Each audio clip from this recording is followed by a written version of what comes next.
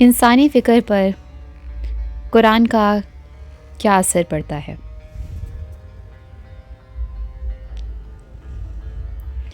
بہت سے لوگ یہ گمان کرتے ہیں کہ دین کا تعلق عقل سے پہلے دل سے ہے، اس لیے انسان اگر روحانی اعتبار سے صاف ستھرا اور اچھے اخلاق و احساسات والا ہو تو اس کی دین و ایمان کی تکمیل کے لیے اتنا ہی کافی ہے، چاہے اس کے بعد دینی اعتبار سے جیسا بھی ہو۔ لیکن ایسا سمجھنا غلطی ہے۔ اسلام سے پہلے عقل سلیم اور فکری استقامت چاہتا ہے۔ جو شخص دین و فکر کے اعتبار سے پراگندہ ہو، اس کی کیا قیمت ہوگی؟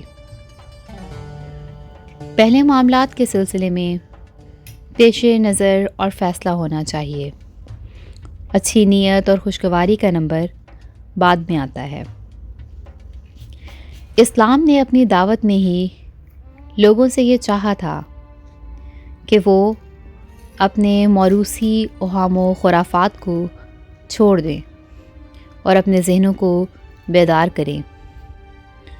اپنی روایات پر قائم لوگ کہتے تھے، ہم نے اپنے باپ دادا کو ایک طریقہ پر پایا ہے اور ہم انہی کے نقش قدم کی پیروی کر رہے ہیں۔ اس اندھی تقلید اور دینی خفتگی کی مذمت کرتے ہوئے رسول صلی اللہ علیہ وآلہ وسلم کی زبانی کہلوایا گیا۔ ہر نبی نے ان سے پوچھا، کیا تم اس ڈگر پر چلے جاؤ گے، خواہ میں تمہیں اس سے زیادہ صحیح راستہ بتا دوں جس پر تم نے اپنے باپ دادا کو پایا ہے۔ دونوں کے درمیان منصفانہ قابل اور پھر صحیح نتیجہ تک پہنچنا ضروری ہے۔ حق تو یہ ہے کہ قرآن کریم سے زیادہ انسان سے منسوب کوئی کتاب انسانی عقل کو غور کرنے اور اس غور کی روشنی میں ایمان تک پہنچنے کی دعوت نہیں دیتی۔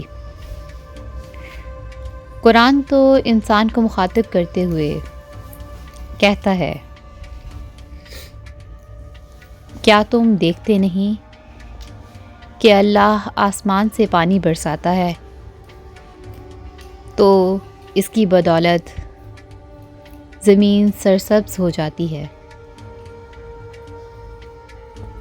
ایک اور جگہ ارشاد فرمایا، کیا تم دیکھتے نہیں ہو کہ اس نے وہ سب کچھ تمہارے لیے مسخر کر رکھا ہے جو زمین میں ہے، اور کشتی اس کے حکم سے سمندر میں چلتی ہے، اور وہی آسمان کو اس طرح سے تھامے ہوئے ہے کہ اس کی اجازت کے بغیر زمین پر نہیں گر سکتا۔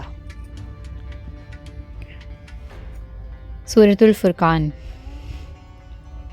کیا تم نے دیکھا کہ تمہارا رب کس طرح سے سایہ پھیلا دیتا ہے؟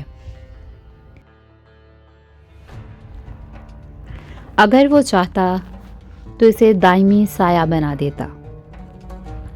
پھر ہم نے سورج کو اسد پر دلیل بنایا۔ سورۃ النور آیت نمبر 43۔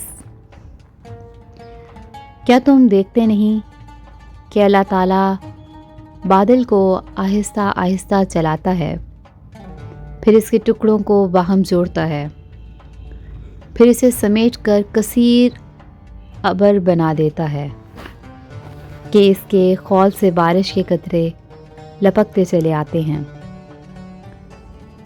آغاز تخلیق سے لے کر آج تک اس عظیم کتاب سے زیادہ عقل کی اہمیت کا اعتراف اور اسے استعمال کرنے پر زور دینے والی کتاب نہیں پائی گئی۔ دین تو بہت سے لوگوں کے نزدیک خواب و خیال اور وجدان و احساس سے تعلق رکھتا تھا۔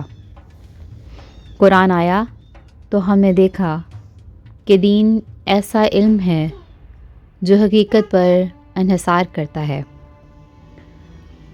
اور ایسا قضیہ ہے جو دلیل پر انحصار کرتا ہے، چاہے قضیہ کا تعلق غیب سے ہو یا شہود کی دنیا سے، یا موجودہ تعبیر کے مطابق مادہ سے یا ماورائے مادہ سے۔ علماء دین کو اللہ تعالیٰ کی وحدانیت اور اس کے عدل کی گواہی دینے میں مقرب فرشتوں کے ساتھ ملا دیا گیا۔